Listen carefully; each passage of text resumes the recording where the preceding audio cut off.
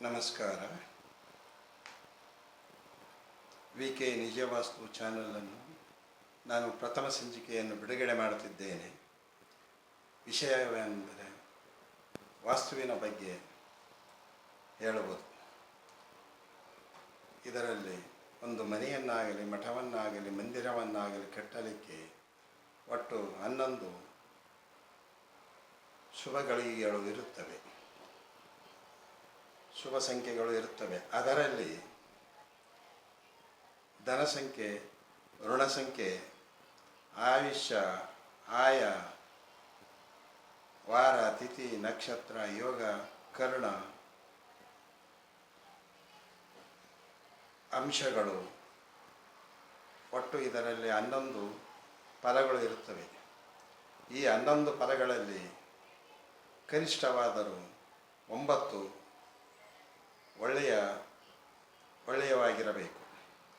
ಅಂದರೆ ಆ ಮನೆಯಲ್ಲಿ ಅಥವಾ ಆ ಮಂದಿರದಲ್ಲಿ ಯಾವುದೇ ಆಫೀಸ್ ಆಗಲಿ, ಯಾವುದೇ ಆಗಲಿ, ಅದರಲ್ಲಿ ವಾಸ ಮಾಡುವವರಿಗೆ ಒಳ್ಳೆಯ ಅವಕಾಶಗಳು ದೊರೆಯುತ್ತವೆ, ಒಳ್ಳೆಯದು ಆಗುತ್ತದೆ.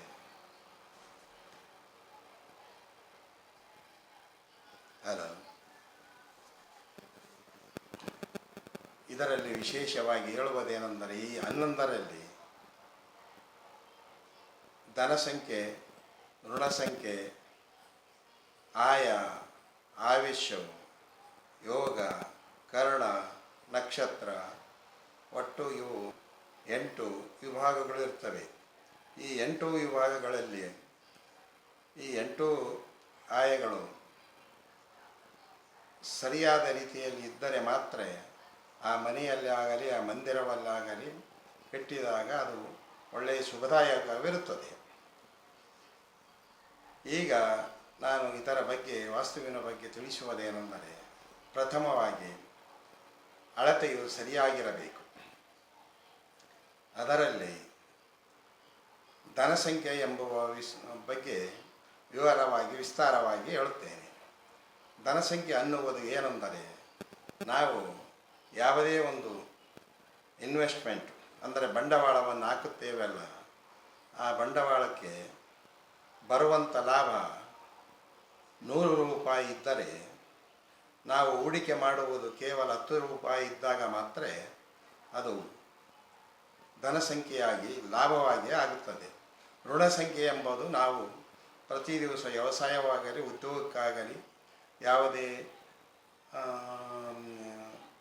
ಇದಕ್ಕೆ ವೆಚ್ಚ ಮಾಡಿದರೆ ಋಣ ಸಂಖ್ಯೆ ಅನ್ನುತ್ತಾರೆ. ಋಣ ಸಂಖ್ಯೆ ಅಂದರೆ ನಾವು ಖರ್ಚು ಮಾಡತಕ್ಕಂಥದ್ದು ಋಣ ಸಂಖ್ಯೆ. ಧನ ಸಂಖ್ಯೆ ಅನ್ನುವಂಥದ್ದು ನಮಗೆ ಎಲ್ಲ ಖರ್ಚು ಮಾಡಿದ ಉಳಿದ ದುಡ್ಡು ಬರುವಂಥದ್ದೇ ಲಾಭ. ಉದಾಹರಣೆಗೆ ನಾವು ಒಂದು 100 ರೂಪಾಯಿಯನ್ನು ಯಾವುದೇ ಉದ್ಯೋಗಕ್ಕೆ ಬಂಡವಾಳ ಮಾಡಿದರೆ ಅದು 1000 ರೂಪಾಯಿ ಅಥವಾ 800 ರೂಪಾಯಿ ಲಾಭ ಬಂದಾಗ ಅದಕ್ಕೆ ಧನ ಸಂಖ್ಯೆ ಒಳ್ಳೆಯದು ಎಂದು ಹೇಳುತ್ತಾರೆ. ಇನ್ನು ಋಣ ಸಂಖ್ಯೆ ಅಂದರೆ, ನಾವು 100 ರೂಪಾಯಿಗೆ 10 ರೂಪಾಯಿ ಮಾತ್ರ ಖರ್ಚು ಆಗಿರಬೇಕು, ವೆಚ್ಚವಾಗಿರಬೇಕು. ಇದಕ್ಕೆ ಋಣ ಸಂಖ್ಯೆ ಎನ್ನುತ್ತಾರೆ. ಇಲ್ಲಿ ವಿಷಯವೇನೆಂದರೆ, ಧನ ಸಂಖ್ಯೆ ಮತ್ತು ಋಣ ಸಂಖ್ಯೆ ಬಗ್ಗೆ ನಾವು ಈಗ ತಿಳಿ ಹೇಳಲಾಗಿದೆ. ಸರಿ, ಇದರಲ್ಲಿ ಮುಂದಿನದು ಆಯ. ಯಾವುದೇ ಮಠ ಮಂದಿರಗಳನ್ನಾಗಲಿ, ಯಾವುದನ್ನಾಗಲಿ ಕಟ್ಟುವ ಕಾಲಕ್ಕೆ ಸರಿಯಾದ ಆಯವನ್ನು ಹಾಕಿ ನೋಡಿ, ಒಳ್ಳೆಯ ಜೋಯಿಸರ ಕಡೆಯಲ್ಲಿ ಅಥವಾ ಒಳ್ಳೆಯ ವಾಸ್ತುತಜ್ಞನಲ್ಲಿ ನೋಡಿ ಆಯವನ್ನು ಹಾಕಿಸಿಕೊಳ್ಳಬೇಕು. ಇದರಲ್ಲಿ ಕೆಲವೊಂದು ಆಯಗಳು ಚೆನ್ನಾಗಿರೋದಲ್ಲ, ಒಳ್ಳೆಯ ಇದನ್ನು ಕೊಡುವುದಿಲ್ಲ. ಇನ್ನು ಆಯುಷ್ಯ, ಆ ಮನೆಯನ್ನು ಕಟ್ಟಿದಾಗ ಆಯುಷ್ಯವು ಎಷ್ಟು ಇರುತ್ತದೆ ಎಂದು ಮುಖ್ಯ. ಆಯುಷ್ಯ ಎನ್ನುವುದು ಒಬ್ಬ ಮನುಷ್ಯನಿಗೆ ಇದ್ದ ಹಾಗೆ ಮನೆಗೂ ಕೂಡ ಆಯುಷ್ಯ ಇರುತ್ತದೆ. ಒಬ್ಬ ಮನುಷ್ಯ 100 ವರ್ಷ ಬದುಕಿದರೆ ಅದು ಪೂರ್ಣಾವಧಿ ಆಯುಷ್ಯ ಎನ್ನುತ್ತಾರೆ. ಒಂದು ಮನೆಯು 100 ವರ್ಷ ಆಯುಷ್ಯ ಉಂಟು ಅಂತ ಅಂದುಕೊಳ್ಳಿ, ಕನಿಷ್ಠವೆಂದರು 60 ವರ್ಷದಲ್ಲಿ ಒಳಗಡೆ ಆಯುಷ್ಯ ಇದ್ದರೆ ಆ ಮನೆಯು ವಾಸಸ್ಥಾನಕ್ಕೆ ಯೋಗ್ಯವಲ್ಲ. ಅದಕ್ಕೆ ಆಯುಷ್ಯ ಎಂಬುದು ಮನುಷ್ಯನಿಗಾಗಲಿ ಮನೆಗಾಗಲಿ ಮುಖ್ಯವಾಗಿರುತ್ತದೆ. ಅದಕ್ಕೆ ವಾಸ್ತುಶಾಸ್ತ್ರಜ್ಞರು ನೋಡುವ ಕಾಲಕ್ಕೆ ಆಯುಷ್ಯ ಕನಿಷ್ಠ 75 ವರ್ಷ ಮೇಲ್ಪಟ್ಟು ಬಂದರೆ ಮಾತ್ರ ಆ ಮನೆಯು ವಾಸಸ್ಥಾನಕ್ಕೆ ಯೋಗ್ಯವೆಂದು ಹೇಳಲಾಗುತ್ತದೆ. ಅದಕ್ಕೆ ದಯಮಾಡಿ ಯಾರೇ ಆಗಲಿ ಹೊಸ ಮನೆಯನ್ನು ಕಟ್ಟುವ ಕಾಲಕ್ಕೆ ಮುಖ್ಯವಾಗಿ ಆಯುಷ್ಯವನ್ನು ನೋಡಿ ಕಟ್ಟಬೇಕು. ಇನ್ನು ಮುಂದಿನದು ಹೇಳಬೇಕಾದರೆ ವಾರ.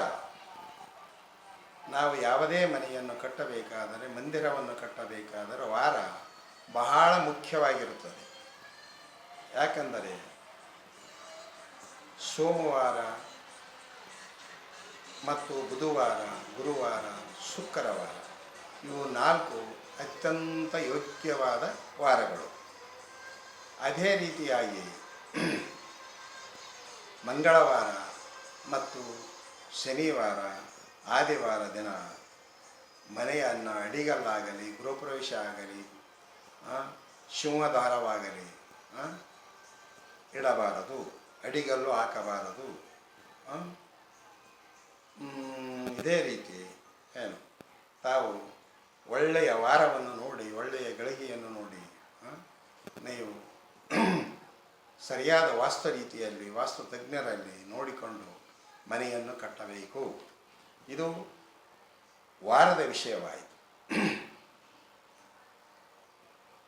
ಇನ್ನು ಮುಖ್ಯವಾಗಿ ಹೇಳಬೇಕೆಂದರೆ ತಿಥಿ.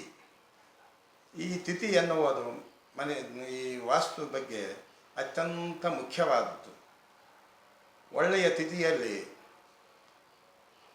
ಮನೆಯನ್ನು ಕಟ್ಟಿದರೆ ಅದಕ್ಕೆ ಆಯುಷ್ಯ, ಅಭಿವೃದ್ಧಿ, ಆರೋಗ್ಯ, ಧನ ಸಂಪತ್ತು ಎಲ್ಲ ಬರುತ್ತದೆ.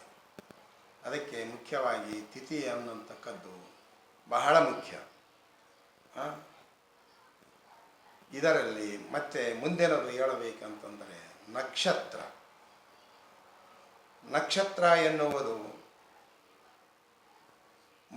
ಮನುಷ್ಯನು ಹೇಗೆ ಹುಟ್ಟುತ್ತಾನೆ, ಯಾವ ನಕ್ಷತ್ರದಲ್ಲಿ ಹುಟ್ಟುತ್ತಾನೆ, ಅವನ ಯೋಗ ಭೋಗ ಹೇಗೆ ಆಗುತ್ತದೆ ಎಂಬುದು ಜ್ಯೋತಿಷ್ಯರು ಹೇಳಿದಂತೆ ಮನೆಯೂ ಸಹ ಯಾವ ನಕ್ಷತ್ರದಲ್ಲಿ ನೀವು ಅಡಿಗಲ್ಲು ಹಾಕ್ತಿದ್ದೀರಿ, ಯಾವ ನಕ್ಷತ್ರದಲ್ಲಿ ಬಾಗಿಲನ್ನು ಕೂಡಿಸ್ತಿದ್ದೀರಿ, ಅದೇ ರೀತಿ ಈ ಮನೆಯೂ ಸಹ ಹುಟ್ಟುವ ದಿನ ಒಳ್ಳೆಯ ನಕ್ಷತ್ರದಲ್ಲಿ ಹಾಕಬೇಕು, ಅಡಿಗಲ್ಲನ್ನು ಹಾಕಬೇಕು.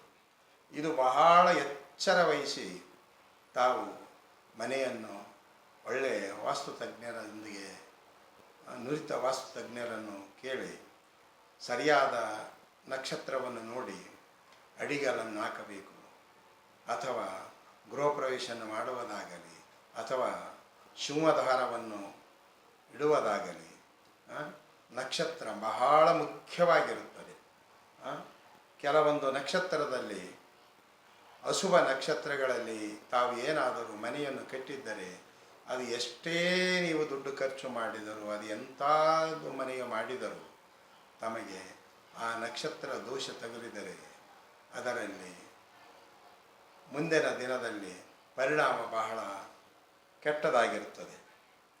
ಅದಕ್ಕೆ ತಾವು ಒಳ್ಳೆಯ ನಕ್ಷತ್ರದಲ್ಲಿ ಮನೆಯ ಅಡಿಗಲ್ಲಾಗಲಿ, ಗೃಹ ಸಿಂಹದ್ವಾರವಾಗಲಿ, ತಳಪಾಯ ಆಗಲಿ ಒಳ್ಳೆಯ ನಕ್ಷತ್ರವನ್ನು ನೋಡಿ ತಾವು ಒಳ್ಳೆಯ ವಾಸ್ತು ತಜ್ಞರಲ್ಲಿಗೆ, ನುರಿತ ವಾಸ್ತು ತಜ್ಞರನ್ನು ಸಲಹೆ ತೆಗೆದುಕೊಂಡು ಅಡಿಗಲ್ಲು ಹಾಕಬೇಕು. ಯಾಕಂದರೆ ಒಬ್ಬ ಮನುಷ್ಯ ತನ್ನ ಜೀವಿತಾವಧಿಯಲ್ಲಿ ಒಂದು ಮನೆಯನ್ನು ಕಟ್ಟಬೇಕಾದರೆ ಅದು ಎಷ್ಟು ಕಷ್ಟಪಟ್ಟಿರುತ್ತಾನೆ ಎನ್ನುವುದು ಆ ವ್ಯಕ್ತಿಗೆ ಮಾತ್ರ ಗೊತ್ತಾಗುತ್ತದೆ. ಅಷ್ಟೊಂದು ಕಷ್ಟಪಟ್ಟು ಆ ವ್ಯಕ್ತಿಯು ಮನೆಯನ್ನು ಕಟ್ಟಿ ಗೃಹಪ್ರವೇಶ ಮಾಡಿದ ಮೇಲೆ ಆ ಮನೆಯು ಒಳ್ಳೆಯ ಆನಂದಮಯವಾಗಿರಬೇಕು.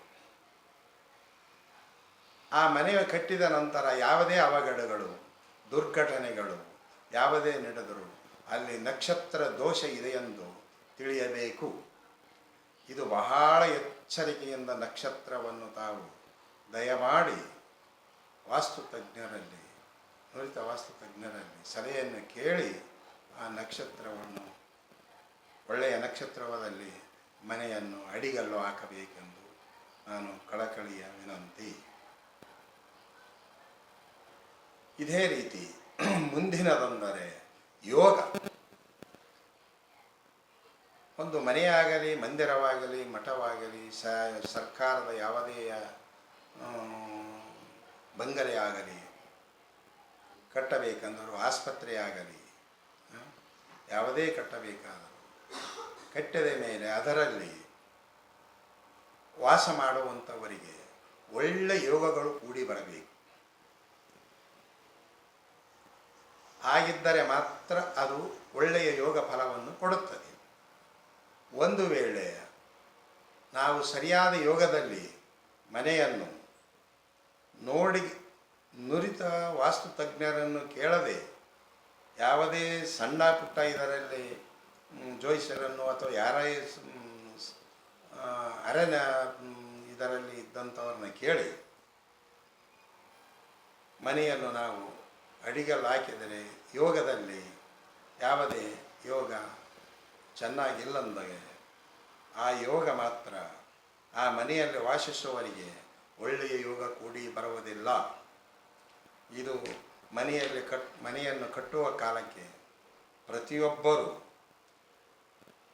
106 ಸಲ ಯೋಚನೆ ಮಾಡಿ ಒಳ್ಳೆಯ ಯೋಗ ಇರುವಂಥ ವೇಳೆಯಲ್ಲಿ ನೋಡಿ ಮನೆಯ ಅಡಿಗಲ್ಲನ್ನು ಹಾಕಬೇಕು.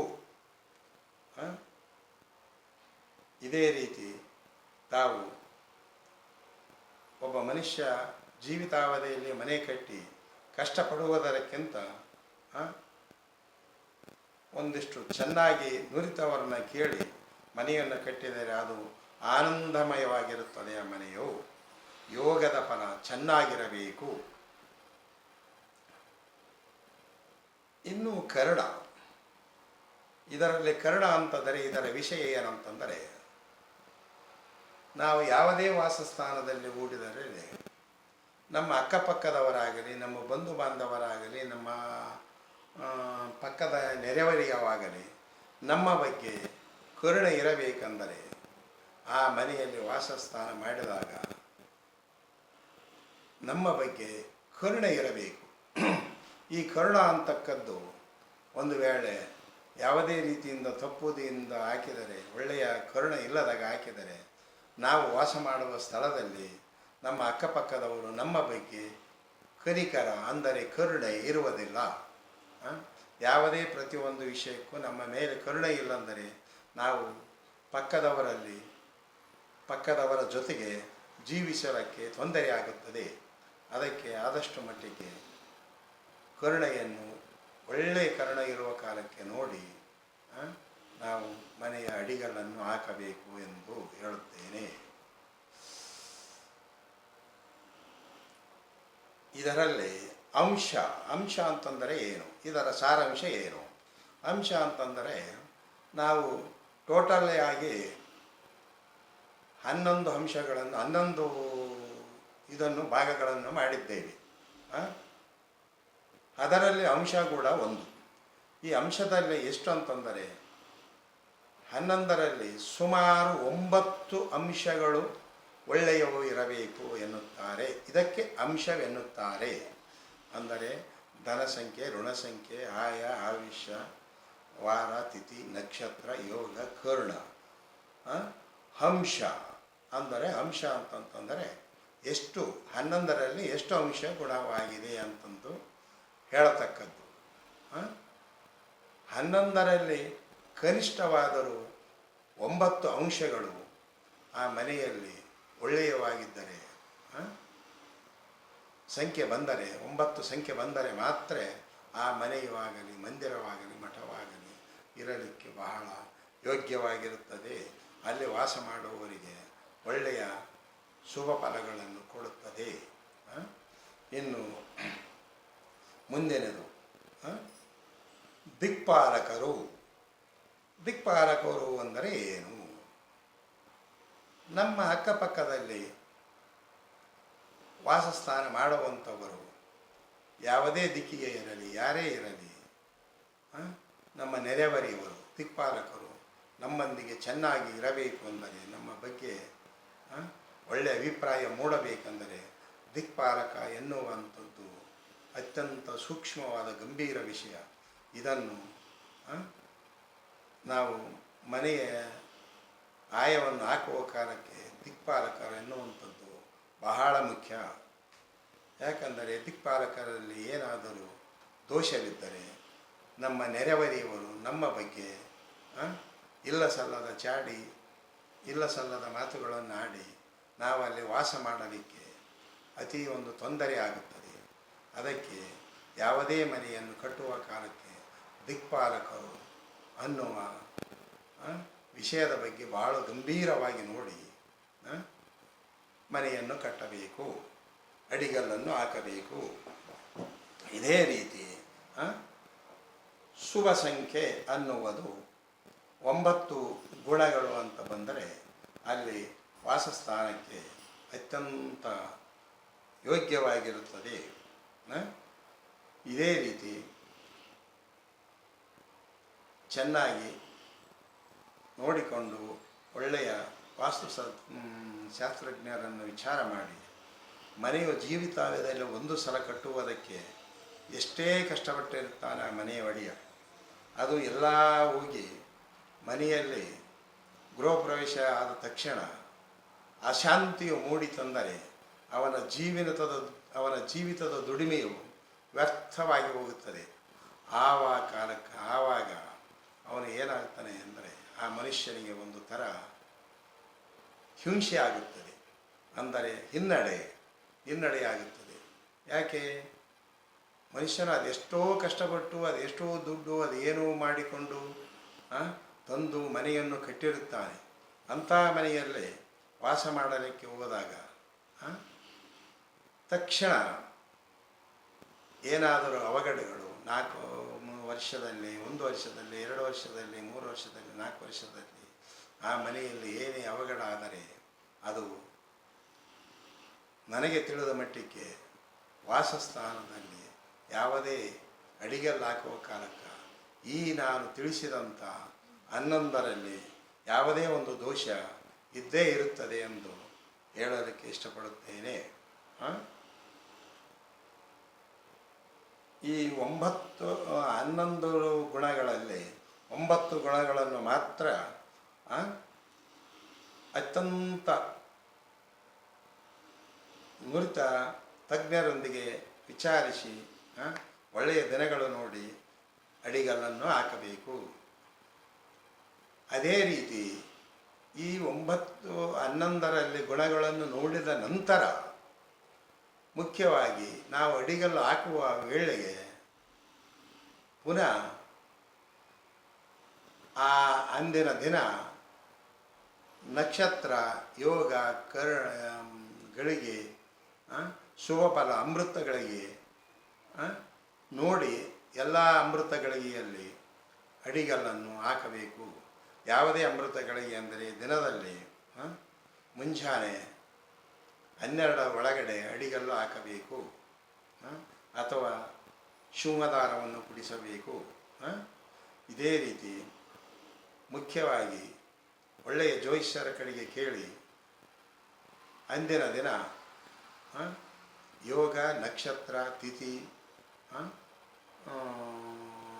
ಅಮೃತಗಳಿಗೆ ಯಾವ ವೇಳೆಗೆ ಇರ್ತದೆ ಅಂತಂದು, ಎಷ್ಟರಿಂದ ಅಮೃತಗಳಿಗೆ ಬರುತ್ತದೆ, ಎಷ್ಟರಿಂದ ಎಷ್ಟಕ್ಕೆ ಹೋಗುತ್ತದೆ, ಇದೆಲ್ಲ ಕೂಲಂಕುಷವಾಗಿ ವಿಚಾರ ಮಾಡಿ ತಾವು ಅಡಿಗಲ್ಲನ್ನು ಹಾಕಬೇಕು. ಮನೆಯು ಕಟ್ಟುವುದು ಬಹಳ ದೊಡ್ಡ ಮಹತ್ವವಲ್ಲ, ಮನೆಯಲ್ಲಿ ಇರುವುದು ಮಹತ್ವ.